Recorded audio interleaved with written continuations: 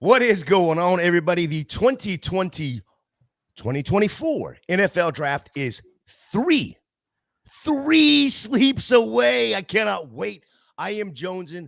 We are ready to find out where these rookies are going to land. Welcome to Club Fantasy. Welcome to Mocking with the Stars.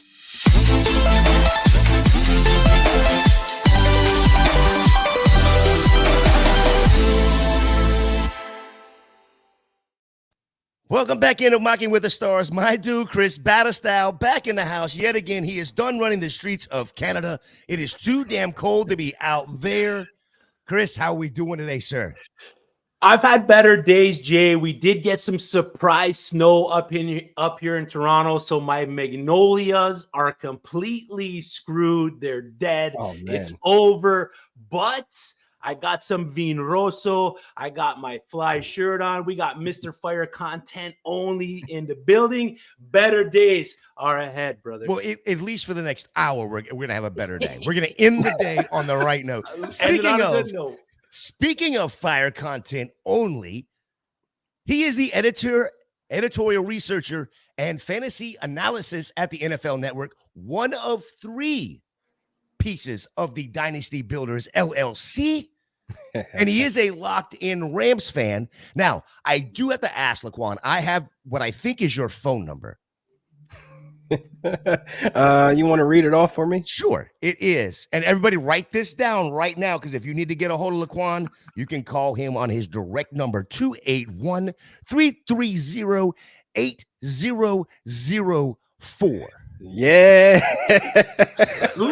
If you know who 281-330-8004 number is. That is not my number. We share the same last name, but that's Mike Jones's number. It is a Jones. It is a Jones. What is going on, dude? How are you this evening? I'm good, man. High spirits, man. I'm glad you guys got me on the pod tonight to talk some rookies, man. This is going to be a great show, man. Some interesting moving spots that I can see happening. Yeah, the chat is already popping. Calvin, Faith, Jack. You know what time it is? Yes, it's 7 o'clock. 7 o'clock. 7 o'clock for you. It is really, really late for Chris and I. We're sitting here at 10, but Andrew P says, I need help. I was offered Chase straight up for my 101 Marvin Harrison Jr. tonight. Am I a fool to not accept this? Oof, man. It all depends on your wide receiver situation, honestly. I mean, knowing me, I'm hitting the trigger on that, man. I need me some Jamar Chase on my wide receiver needy teams, man, because I'm sitting here, with a couple guys that aren't really panning out. I got Drake London, which he has the upside, but if I can get Chase in there in that mixture, if I have that type of combination on the table where I can bring that in, I'm pulling the trigger on this. Yeah, you're smashing the Chase side too as well, right? Yeah. Absolutely. Yeah, I am too. Jamie's smashing the Chase side, and it is 7 o'clock on the dot. We're on a music little reference roll right now. I like it. Yes, sir. All right, man. I listen, we had some news happen today. Big banger, quarterback news. There is a Wilson back in Denver. Maybe it's not banger. Maybe it's not big news, but Zach Wilson traded over to Denver. That is what it is. Who cares, right? Nobody really. Fantasy doesn't matter. The needle. Yeah, they're still getting the quarterback. Something that might move the needle. Adam Scheffler dropped a nugget this morning. The NFL's investigation on both the Atlanta Falcons and the Philadelphia Eagles tampering charges could end or be finalized before the draft. Yeah, really doesn't look like it's going to be as important, or as major. But the Falcons one seems like some draft picks are going to be involved, and even possibly that number 8 overall pick being garbage.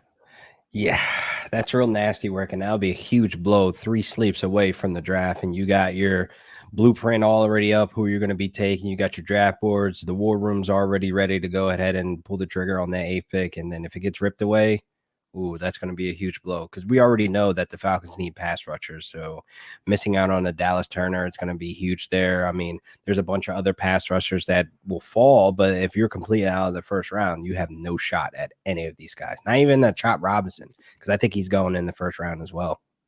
Yeah, don't bring his name up anymore because we're gonna take him at 26 in Tampa, I think.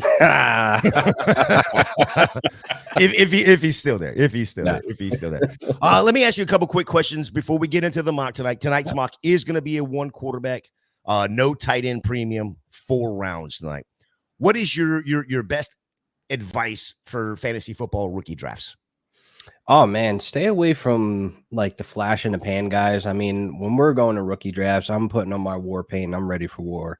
I need to bring in some studs. I need to bring in some guys that I feel as though are proven in their element to come out and produce on my team as day 1 impact guys, especially in those first 2 rounds. Like the 3rd and 4th round, whatever, take your shots on those guys where you feel as though they have upside in the future. But the 1st and 2nd round, I need proven talent. I need guys that were able to produce more than 1 year in their college. If they were able to produce in their last year of college, I need to see what the situation was. Were you lacking the quarterback? Were you just lacking the opportunities? There was a guy in front of you, et cetera, et cetera. There's a bunch of things that go into that. So try to stay away from, the flash in the pan guys, the guys that have the 4-minute highlight tape on YouTube and then there's nothing else after that. You know what I mean? I need guys that I can get at least 20 minutes of content out where I can really break down and see if this guy's going to be able to produce on the field.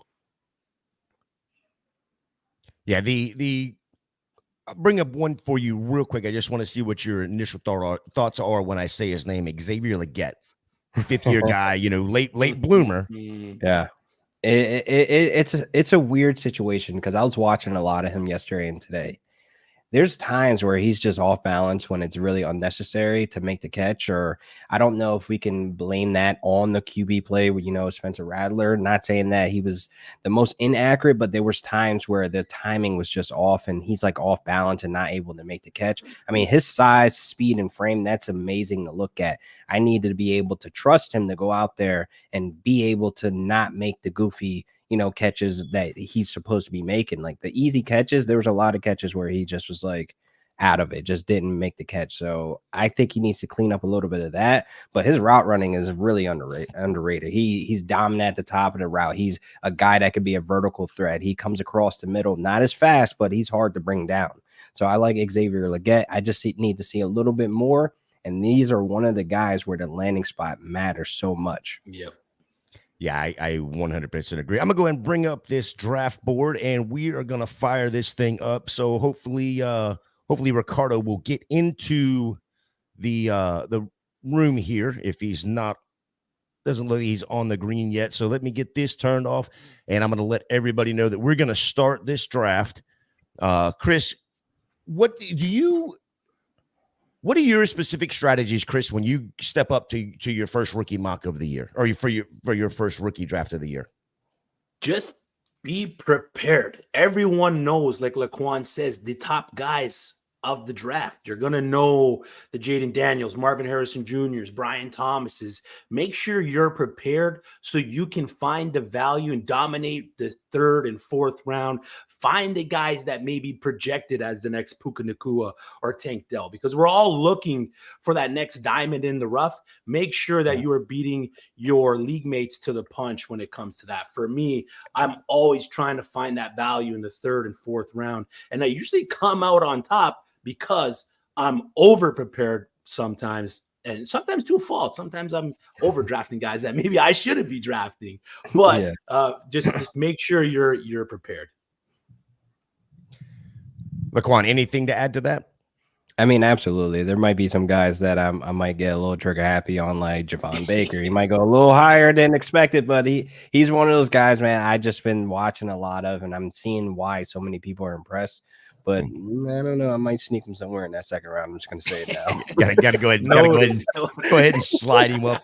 I might. It all depends. I don't know. I like it. I'm a big Javon Baker guy myself. So knowing that you pick in front of me in the 2nd round, I might have to pick him back here in the 1st. Just to make sure. Yeah. Take him at 1-8. Take him at 1-8. Yeah, I see. Told you I'd get him before you did. Right. What factors? 1-1. Marvin Harrison. Yeah. Listen, I don't think it's going to be surprising to see this first probably 5 or 6 picks. I think that's where that teardrop is, especially in this one quarterback. Now, wait a minute. One quarterback. Are we surprised Caleb Williams going at the 1-3 there, LaQuan? No, I've seen him go at the 1-2. I mean, Malik Neighbors is getting a lot of love right now. He could potentially be the wide receiver one just based on his situation. I mean, I love watching the dude. I mean, he has a lot of Odell Beckham-ish to him. I mean, obviously with the colors that he wears at the school he went to, but I just feel as though, man, he could be electric if he gets with a quarterback that knows what he's doing and gets with a quarterback that can really feed him the ball as the one on the team. That's fair. That's fair. What factors do you consider most when evaluating rookies for fantasy football? It all depends on like basically position. So like wide receivers, I mean, body control is huge for me, man. Is he going to be able to have the sideline awareness? Is he going to be able to make the difficult catches? Oh, I'm on the clock. Yep, you're on the clock. Hold up before I get into a rant. Forget. You got a full minute here, so you are good. You are good.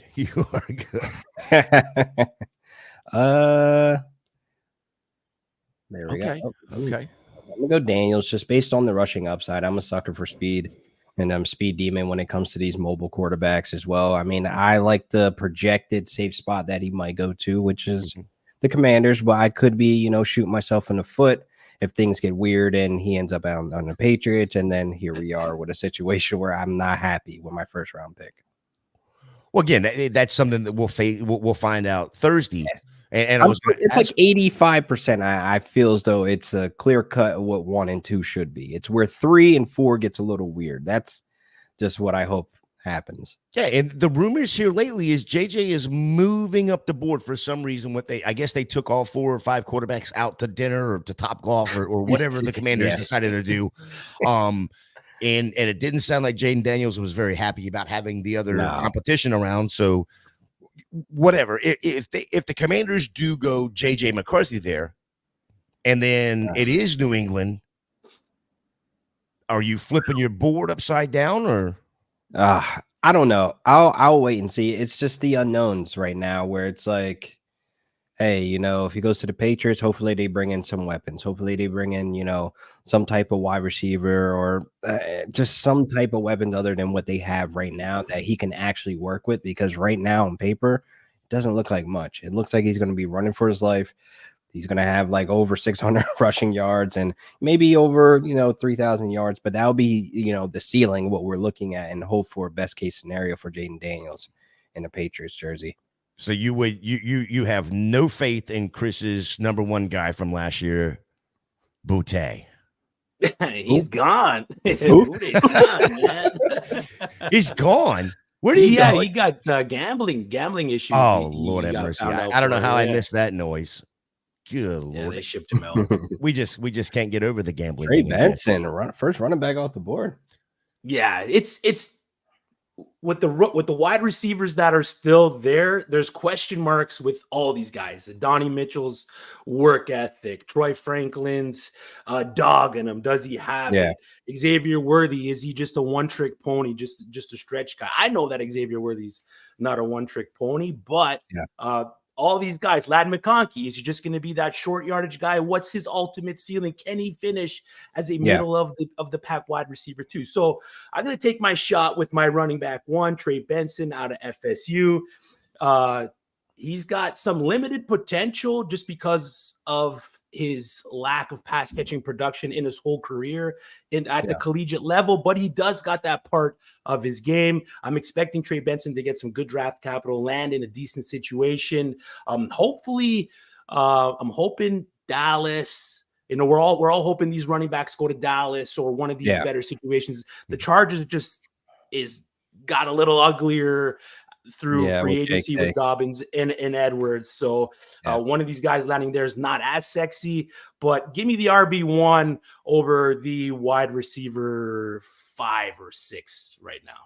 Hey man, I like Trey Benson. I'm a fan of him just based on his running style. Like it gives me like Breece Hall, kind of like Joe Mixon type. Like you spoke on his passing ability. I mean, it was very limited, but it's there. You could sprinkle targets on him. I mean, you can give him like 45, 50 targets. I'll be okay with that for fantasy wise. But I like him as a pure runner. Like he's hard to bring down, and once it starts getting cold outside, nobody's gonna want to tackle him. Yeah, I'm glad you finally came around, Chris, because he's been my RB1 for months now. The one thing that I did like LaQuan just brought up is it never seemed like he went down on the first hit. No, It took the second, that third, and that he can fourth make guy. you miss. That's the great thing about his talent. I mean, he gives me like a good quality all around running back. He still has some areas to improve, like pass protection, et cetera, et cetera. Like that's what really keeps you on the field. But hey, you're going to the next level. You have NFL coaching staffs. You have a NFL scheme to where they could try to fit and best fit you. And I think Dallas would be a nice spot for him because honestly, they do pretty well at the running back position when it comes to basically, coaching them up. And like a rookie like Trey Benson with his size, his ability, I don't think they can miss here. That would be a beautiful landing spot for me. Tyler wants to know how many day 2 running backs do you think are taken in the NFL draft? All of them. Yeah. I like that. I have no idea. I have no idea because the NFL draft always humbles us as analysts. It humbles us as fans as well, where we think we know and we have absolutely no clue what's going on. None. Somebody said this today. I believe it was either today or yesterday. The funny thing about the NFL is they have positions of needs that we as fantasy players or analysts don't even care about. No, no.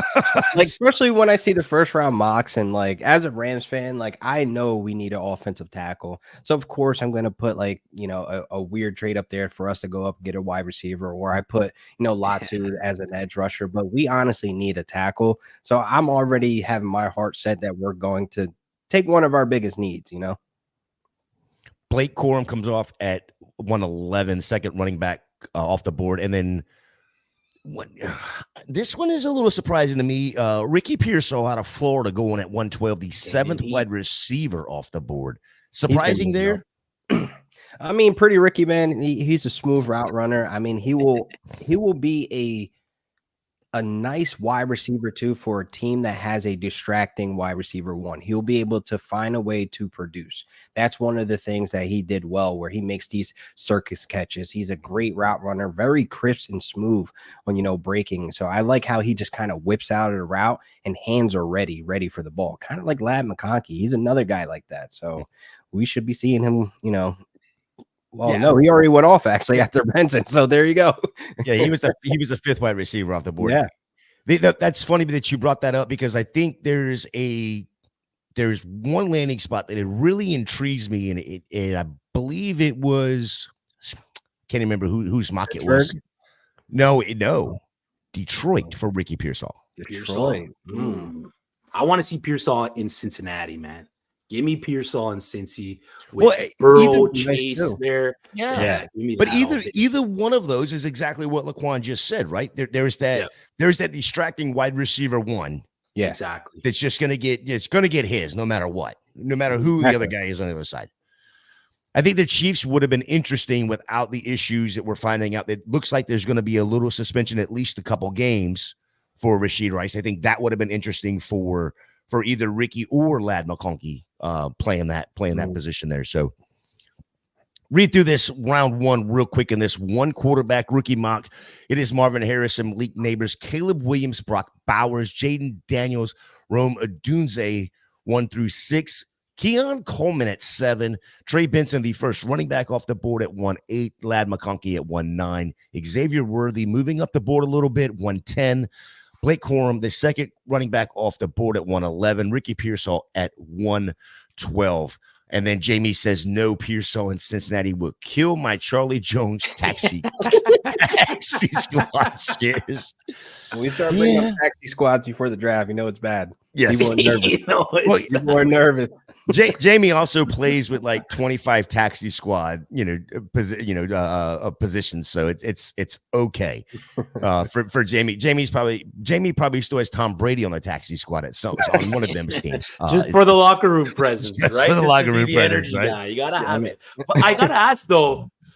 It's my next pick here is going to be Brian Thomas. Seeing him this late, 2-8, wide receiver 4, 5, 6, 7, 8, 9, 10. I'm getting him at wide receiver 11.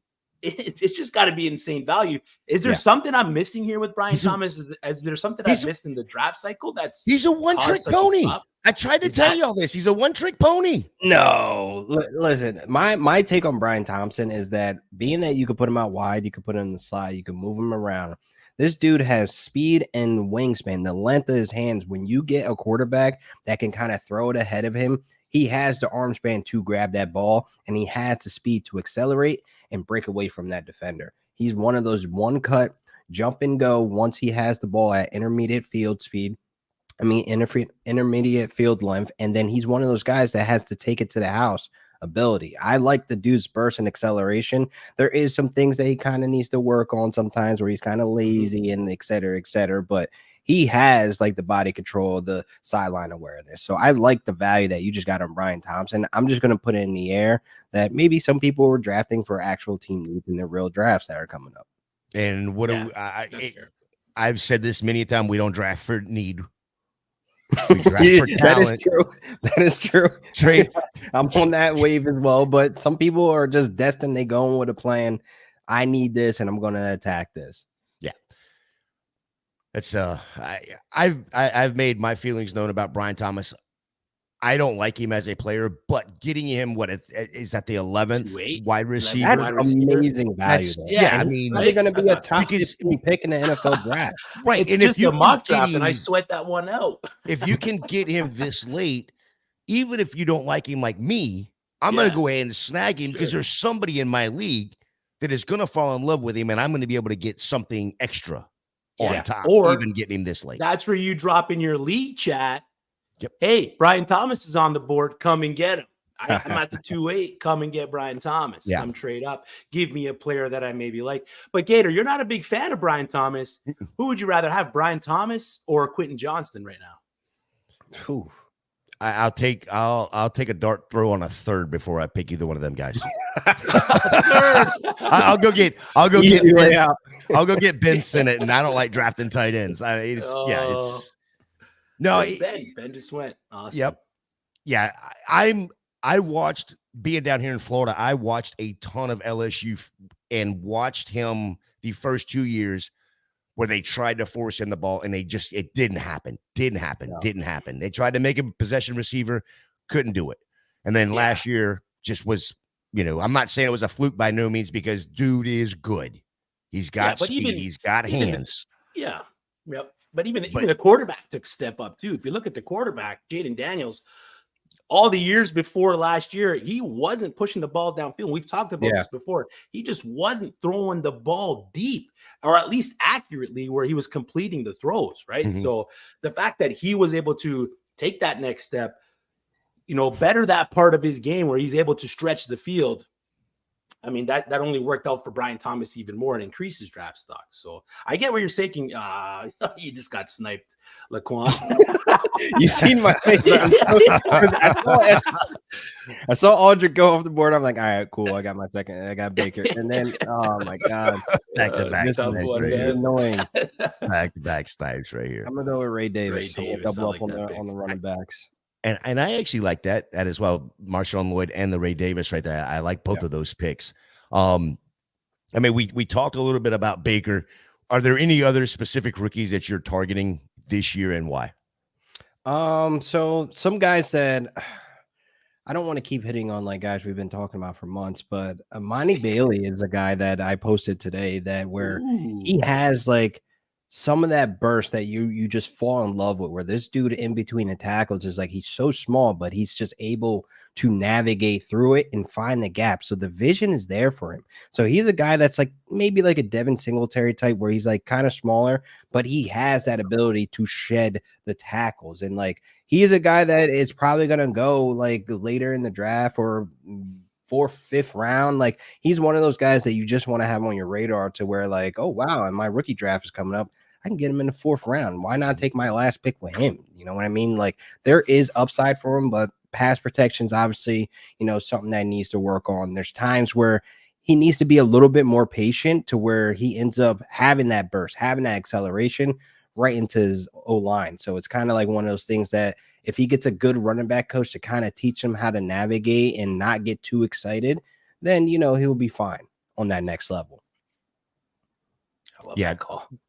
That's, and I was going to ask you, and you put it in there, you can get him in the 4th round, but yeah, this is a player that is probably going to end up getting drafted in the 4th, 5th, 6th round, somewhere in that range. Kamani Riddell is another one that Jamie just brought up too. Yep. He's a guy that's explosive as well. He was able to produce behind a bad O-line. So it's one of those things where you get a check mark if you're able to produce like Jalen Wright. Like Tennessee's O-line wasn't the greatest, but he's out there chugging and grinding in between the tackles, bouncing outside, doing the things that, you are able to do with a good O-line. Yeah, but the other side of the coin is if they're drafted in the 4th, 5th, 6th round, they're more than likely going to make the 53. Yes. And making that 53 is another check mark. And I tell you what, the depth chart of some of these teams with their running back too, it is not good. So guys like that fall in that 5th, 6th round, they have a path to success. Gator, I just autoed because I was listening to your two great conversation there. Can you give me Jermaine Burton instead of Jatavion Sanders, please? I can. Ooh, rolling the dice, but that's good value again. You're getting some good value here, man. All field issues, obviously the big thing, but he could still end up being great. Landing spot dependent for sure, but these coaches on these good teams like to look at these guys and be like, I can make this guy fit into our situation. One, because we're a winning organization. We breed good culture in our locker room. He's not going to he's not going to flourish in a situation where the locker room isn't good. The coaching change over every year. The front office is a mess. You give Jermaine Burton a spot, possibly like KC, Baltimore, one of these top end teams, man. I love the landing spot. Buffalo, another one. Yep. Buffalo's another one. Yep.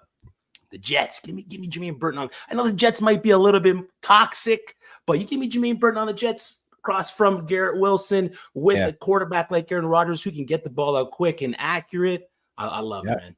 Yeah, I'm with you, bro. I mean, honestly, I can't go against any of that take because Jermaine Burton's one of those guys that could run every single route on the route tree and make the big plays. He's a playmaker. It's just, with the all-field concerns, he might fall in the draft. He might end up in a bad situation. So it's one of those things that he kind of has to deal with. Yeah, but if he falls in the draft, he's falling right into the hands of like a Buffalo, a KC, Cincinnati, something like that. You'll be surprised though. Some of these teams, they do weird things like, that don't need another wide receiver and they kind of pull the trigger looking for the future. I stopped being surprised about 15, 20 years ago at some of these teams and how they draft. I believe it was either the Jamarcus Russell pick by the Raiders or it was who was the other Raiders pick from Clemson, the D lineman, I believe it was. Maybe about 10 years ago or so. I can't remember now, but yeah, it's some of these teams. Raiders are probably the big one, but some of these teams just do some really. Darius Hayward-Bay is another one of those Raider picks. You're talking about Cleveland Farrell. My man. But like as a Rams fan, I've seen weird things where we took Tavon Austin and Stedman Bailey. Like, why are we taking two wide receivers on the same team? Like, okay, and then we use them improperly. So it's like, okay, whatever. Yep. Josh got it in the chat as well at the same time. So Gator J is my favorite late round pick. Yeah. I don't know if you should put me next to Puka. I don't know if you should put me next to Puka, but Puka's probably got a few. I know. A few. You got a faster 40, Jay. You got a faster 40. Oh, I don't know. Well, I do have a motorcycle, so that does as long as I can use that, cheating, but okay. That's cheating. It's only cheating if you get caught. Come on, you know that. Jeez. How much weight do you place on your pre-draft analysis? The combine, the Senior Bowl, pro days, versus college production when it comes to these rookies. So how I look at it, man, like Senior Bowl, that's where you get like the plays of the day, and you get the stud darlings. Like Roman Wilson was one of those guys that came out of there. Marshawn Lloyd, his name was buzzing after there, and then combine, you kind of look and focus on, all right, like speed always get the headlines, but how is this guy in the gauntlet run? How is this guy on shuttles? Like, how is this guy looking like the part on, the next level as an NFL polished wide receiver, running back, et cetera, et cetera. So it's one of those things where like, I don't go crazy. Like I don't do pre-draft rankings. Like I just have all the rookies on one spreadsheet. I put notes here and there. And then once the draft happens, that's what matters the most. These landing spots matter, and then I do some moving around. Yeah, I like that. For me, it's the same kind of the same process. I'm going to use the Senior Bowl and the Combine just as another tool in my toolbox. If I see something on film, I'm going to see it. I want to see if they're at the Senior Bowl. I want to see if they can do it at the Senior Bowl in that kind of situation, because it is a special situation. It's new quarterbacks, new teammates, short period of time that you're learning it all. And then if I see these diamond guys, these guys that maybe don't have a lot of hype going into the combine, and they show up at the combine and they show out at the combine, it's like, all right, I've seen you do it here. I've seen you do it here. Now I've seen you do it here. Let's see if the NFL thinks the same as all the hype trains, and you get the draft capital and you find the good team. So for me, with the draft process and rookies, like they're all just tools in the toolbox until we ultimately see landing spot and draft capital. Yeah, the landing spot is the kicker, I guess. But how do you incorporate team needs into your rookie drafts? I always look for, running backs, being that, running backs right now, they're not in the greatest position right now, getting paid or, producing right now. So I always look for younger talent every year. So guys like I got Ray Davis and Marshawn Lloyd, they're going to land in spots where they're going to be able to produce. You got Marshawn Lloyd, he could be involved in the passing game, it was very limited, but I look for guys that can catch passes as well when I'm looking at running backs. And those are most of the time my team needs. Like, I'm pretty good on wide receiver just based on how I'm able to wheel and deal sometimes, Yeah, and I saw a mock that I really liked, that Lloyd was going to go to Tampa in the second round. So I don't hate that at all. And the other side of that too is when he was in South Carolina, he did have some receiving chops. They didn't do it as much out in USC. Yeah. But at the original USC, they did. Chris, yeah, for sure. Chris, how do you incorporate your team needs when it comes to the rookie draft? I hate to say it, Gator, because I know you're a big draft for talent, not for needs guy. Mm-hmm. First 2 rounds, if I'm at the top end of my draft, like I'm a rebuilding team, I'm going to draft. If I need a quarterback or a stud wide receiver, and there's one there, I'm going to take it. And then if I'm at the back end of the draft, I'm going to draft for talent. If a quarterback falls and I'm at the 111, 112, I might need a running back, but I'm going to end up taking the wide receiver, then hopefully – I'm going to end up taking the quarterback and hopefully be able to move that guy in season for either a player that I need or some more draft capital heading into the next year. And then the 3rd and 4th rounds, that's where I'm either diamond hunting or I'm drafting for talent. If some guy slides, that's where I'm going to pick up that talent from that point on and just disregard need in those rounds. Yeah. Yeah, I don't hate it. And because again, if you're talking about in the very beginning of if you're sitting there in that, everybody's talented at the beginning of 1-4, 1-5. I mean, you're not crazy. I actually like LaQuan's better because he's already the mindset that I'm drafting at the 111, 112 anyway. Yeah. So it's going to be, I'm just going to be taking the best player available and then working from there. Whereas you draft from that 1-3, 1-2 area. You have to take not the guy. Often. Don't do me like that, Gator. It's not often. Oh my Lord, that's hilarious. Hey, well, no, it's not LaQuan. I just like how he subtly just put that in. Yeah. You just got to read between the lines when like I did. I read between the lines how you were talking about how you're drafting and your mindset when you go into it. Okay, well you can honestly tell you're drafting from the back end of the board anyway. Not all the time, but most of the time I'm okay in the middle somewhere on the back end. When you're sitting here getting ready for your rookie mocks, how much do you look at the coaching staff, the offensive systems where these rookies, after of course, after the NFL draft. So now we know the landing spots. We're looking at their coaching staff. We're looking at the coaching tree that coach comes from, the offensive coordinators, whatnot. How much does that come into your evaluation? That's one of my first things the night of the draft, to kind of see what this guy's going into. What is the tendencies of this offensive coordinator? Was this a dumb pick? Was this one of those picks like a Zach Charbonnet where why are you adding another running back when you have Kenneth Walker? And it's like one of those things like, okay, maybe you want to run this 1-2 punch, and then that just X's off my board where you're not going to be able to have the maximum opportunities. And that goes for wide receivers too. if he's going into a crowded wide receiver room and they just wanted to add talent, or this guy's on a contract year, like he's not going to hit this year. So you got to all look into the coaching staff and their behavior of how they've drafted in the past and who's currently on their coaching staff that's their darling. I mean, I know you guys remember Marlon Mack when he was with the Colts. Why the hell are you bringing back Marlon Mack? Like that, he was just a thorn. And like, why is he there taking touches from JT in his rookie year? And those are some of those stupid things that happen during the draft. So coaching staff matters 100% the day of the draft. Chris, anything on that? No, I agree. Especially like to beat the drum again, these second and third round guys that you're drafting, these day 2, day 3 players that you're drafting. I was big on Jayden Reed coming out of Michigan State. I was super high on Jayden Reed once he got drafted to the Green Bay Packers because of the type of wide receiver he is and the amount that the Green Bay Packers attack that wide receiver position.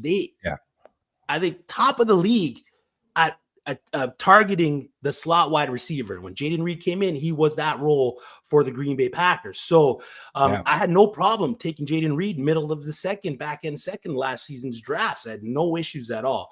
So like the guys at the top may not matter as much. It's still going to matter because the coaches are ultimately putting these guys into the situations when they're playing the games. But the guys in the back, these late round draft picks, maybe some of these UDFAs, coaching team's going to matter a lot because they're drafting these later round guys based on what they can do on the field. Yeah, for sure. I agree, Jamie. Yeah. I mean, this was happening last year. People were all over Mims. Mingo. There was another one that everyone was after. I'm just like, I'm not taking either of those guys over Jayden Reed. Yeah. Jamie wants to know what would need to be added to the 104 to move up 3 spots to the 101. I mean, obviously, in this situation, let's say it's a 1 quarterback, so you would be moving up for Marvin Harrison. Yeah, and then of course in a Superflex, you're probably more or less moving up for Caleb. I'll throw a Christian Watson in there on top of that. I mean, so throwing somebody that's like hot right now in the name, and people love him, and he's always hurt, so therefore you'll probably bite on somebody like, oh man, Christian Watson, yeah, the wide receiver 1 for the Packers, yeah, right. Go ahead, but try to look for somebody whose name that is popping in the streets but doesn't really have that much cred. Christian Watson and the 104 to move up to the 101 to go with Marvin Harrison. Now, Jamie says it is a super flex. So, Chris, 104 plus what in a super flex gets you to 101? Just straight draft capital. I would like to.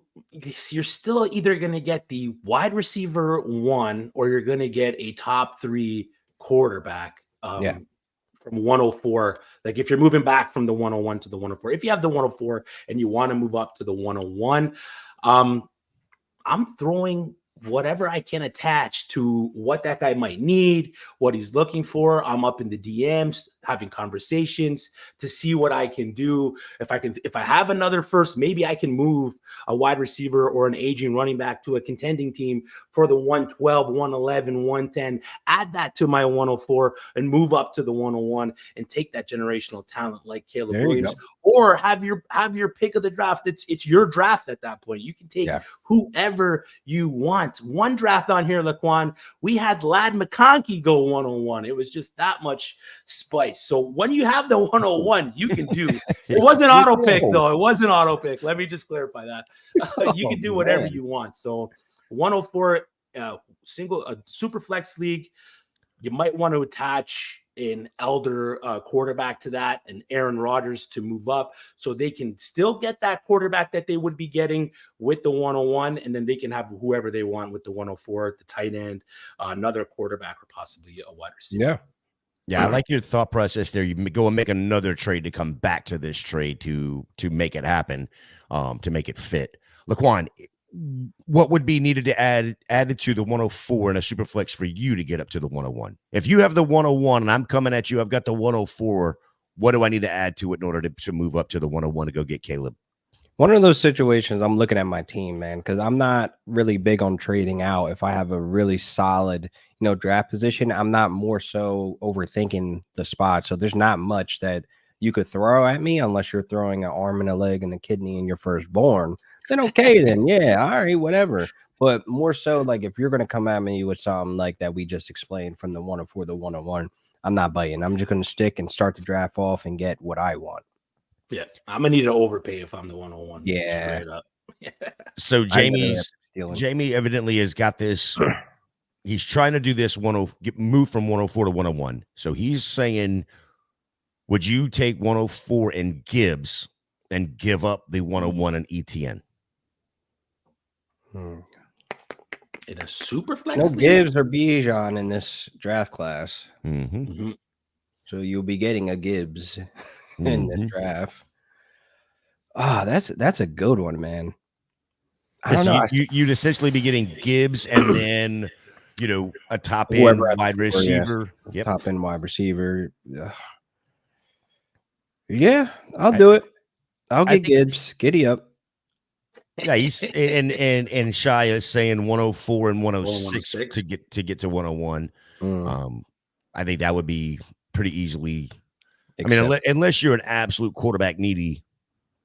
Like how? Yeah, these questions are always hard to me because I need to know situation. We're in a vacuum. We're in a vacuum with these. So yeah, it got to be context because I'm more of a thinker in that aspect of like, do I really need to do this right now? No, so it doesn't matter, Yeah. Chris, there's running back that came off the board at the very end there, Tracy. I don't think I've seen him come off. Oh my God, are you serious right now, Jamie? Jamie just sent me a trade offer, and I'm assuming that it's going to be my 101 and ETN for his 104 and Gibbs. So now I'm going to have to look at that. It. That's elite. Oh, geez. You sorry bastard. Love you, Jamie. Bye. Tracy, running back, they came off the board at the 412 there. Let me know about him, Chris. Do you know anything about him? This is the first time I think I've seen his name come off. Yeah, he's older in terms of what the other running backs are in the class. If you're comparing Tyrone Tracy Jr. to Braylon Allen, there's a significant age gap there. He came into Purdue 2018, so that speaks a lot to who the player is. The last two seasons, 6.3 yards per carry, 8.1 yards per carry in 2022, but you only seen 17 carries in 2022. 2021 he saw 7, 2020 he saw 2, 2019 he saw 6, and in 2018 he only saw 1. So it wasn't until last season that he really saw a significant increase in his workload. And I run under the same rule of thumb as LaQuan here. I don't really want to touch these 1 year breakout guys. Flag. Yeah, giant. But it's the last pick in the draft, so I respect it to where you're just a fan of that player. Absolutely. Then maybe it blossoms, and then you could scream at the top of the mountain that you were on him. Those are one of those situations. Yeah, I agree with that. But for Tyrone Tracy at 412, I'd probably take the shot because he's got some juice right now. Yeah. His name is hot in the streets, but for me, I'm not touching him. He got a lot of tread. You said 2018. Sheesh. Yeah. It's an old guy out there, man. Yeah. I think between 2018 and 2022, I don't even think he has 50 touches. So 2023 he saw 113. Not a lot of experience. Not a lot of experience, but a lot of college experience. Yeah. That makes sense. Yeah, 74th year senior. Is that? I mean, he's the Van Wilder of the running back rookie class. What was the Jack Nicklaus's Jack Nicholson's grandson that was the fullback at Florida State there? It seemed like he was there for like 10 years. As a Gator fan, I promise you, I know he felt like he was there for 10 years. He's still here. Yeah, same thing. The draft.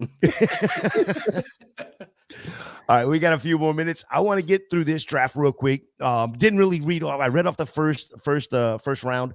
Second round went Drake May, Adonai Mitchell, Troy Franklin, Braylon Allen, Lloyd, Jonathan Brooks, Polk, BTJ, Xavier Legette, McCarthy, Roman Wilson, Jalen Wright. Anything right off the bat out of these first two rounds, one quarterback that surprises you, LaQuan? JJ kind of fell, to be honest. I mean, especially with the hype that he's getting. I mean, I can understand why some of these coaches and GMs are falling in love with JJ because he has some of those tools on his utility belt that you like, where, you know, when the pocket collapses, he has this weird psycho killer calmness about him that he just sits there a little bit longer. He's not eager to run out of the pocket, but then he could take off when he needs to. So he's an efficient runner and he's pretty accurate, man. And when you're throwing to Roman Wilson, there's a lot of tight windows there when he's in that slot. So he's actually like dicing them up, you know, making the plays. And when he's rolling out of the pocket, he looks NFL ready, looks NFL polished. Obviously, you know, he has some of the mechanics where that needs a little bit touch up here and there. But hey, you're going to the NFL. Hopefully your landing spot will be able to polish you up a little bit more. And then you got a starting quarterback. So for him to drop that far, it's kind of like these teams do not need the best available at the quarterback position, because honestly, I could have took him, but I took Daniels, you know, but I'm not going to double up just with my psycho, you know, paranoia that he ends up a Patriot, you know? Yeah, you end up with both of the Patriots quarterbacks. Yeah. It's a 50-50 split here. I'm not going to do that. Yeah, no doubt. Then you had the second tight end off the board, Ben Sinnott, which Chris has been really high on. Malachi Corley, Estime Baker, which we talked about earlier. Ray Davis coming out of University of Kentucky. Irving, Crowling, Burton, Lobb, Shipley, which seems to be gaining a little bit of steam when that running back room. Sanders, Penix in the third round. Jalen McMillan, which I've been super high on. I think it was the injury. That's the only reason that he's dropping. Yeah. I mean, yes, he had a Dunze, and yes, there was Polk there. But I think if it wasn't for the injury, Jalen McMillan would have been where Polk is being drafted, and we wouldn't know that much about Polk at this point. Spencer Rattler, the sixth quarterback off the board. Rice, Bo Nix, the seventh quarterback off the board. Malik Washington, Wilson, Walker, Vidal, James Thrash, and I almost messed that up last week. I called him Trash, but he's James Thrash. Luke McCaffrey, Isaiah Davis, and then Tyrone Tracy to round out. And then Joel pops in the chat, says Tyrone Tracy is a converted wide receiver. So that may have been some of the dip in the production at the very beginning.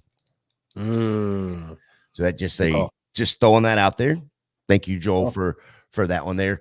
Still been in college forever, though. Yeah. I mean, well, it completely different position, wide receiver. He had to go change, you know, the different kind of maybe the different field. I don't know. I just there's so many questions on why he's still in college and collecting SSI or not SSI, Social Security. Wow, he's not that old. Oh yeah. You made him sound like he was old. You made him sound old. He's old. He got a lot of wear and tear. He's old. Biggest reach for you, Chris, in this draft. Ooh, reach. I mean, it's pretty chalky across the board. I was surprised that the quarterbacks went a little earlier in the first. As someone picking at 1.8, that's kind of what you want to see. So you'll take the value where you can get it. Biggest reach. It's tough to say. There was no real. I really don't see one. Yeah, no real surprise picks. I mean, I would have to say all the wide receivers. Can't even Polk before Brian Thomas. I would maybe say that's okay. The biggest reach. Yeah, that's maybe Ricky Pearsall in the first. But at that point, you're taking a guy that you're high on. Because I would think Thomas would be there at the 112. That's where I would thought he would go. But for him to fall this far, that is such great value, man. Wait, and that was going to be my next question. So I'll preface it with this: outside of Brian Thomas Jr., best value. Best value, man. I mean, honestly, Penix looks like a good value there at the 312. I mean, he could end up in a really nice situation. Like, I really like him. In Vegas, mid-second round of the Raiders. That's going to be beautiful. He might go in the first. That's the rumblings. If they trade back in, that'd be nice. That might be the rumblings. I don't know. But Penix with Vegas, I like that a lot. Yeah, I do too. All right, let's wrap this thing up. Let you get out of here because I know you got a party to go to at the NFL Network. And appreciate you. Well, he damn nearly he's like, hey, dude, I got a party at 8:30. Nah, he didn't say that. He did not say that. He did not say that. Don't forget, if you are not subscribed to Club Fantasy FFL, please go ahead and fix that now. We're within 170 or so, 165 subscribers from that 1,000 spot. run We it can only up. do that with your help. So appreciate that. Don't forget, tomorrow night is Masterclass, the newest show on the Club Fantasy Network. We are doing a best ball show. Lesson 2 tomorrow night, 8:30. Wednesday morning, Who's Your Caddy? The Golf DFS at 9 a.m. Wednesday night, no pun intended, the flagship show, 7 p.m. Saturday morning at 11, Mock It Like It's Hot. Sunday morning at 11, Dynasty After Party. And then we are back here next week at 10 p.m., Mocking with the Stars. It will be the first show after the NFL draft.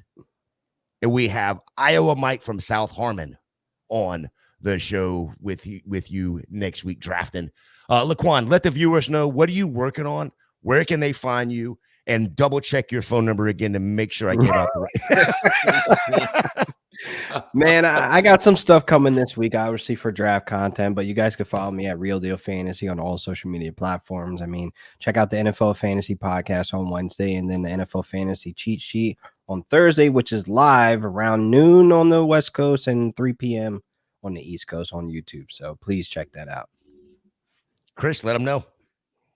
Yeah, at FF Chris B on Twitter. You can find me with my guys Rhett and Drew every Wednesday night at 9 p.m. Every Monday night here with my dude Gator J, 10 p.m. Mocking with the Stars, and every second Monday with my buddy Mike H. We run college fantasy show, 1 Foot Down. So play college fantasy football. That's it. Yeah, that show has become one of my favorites to watch. So I appreciate you and Mike doing that. As I always say, draft for talent, trade for need. You're not setting a lineup for another 5 months or so. Until next time.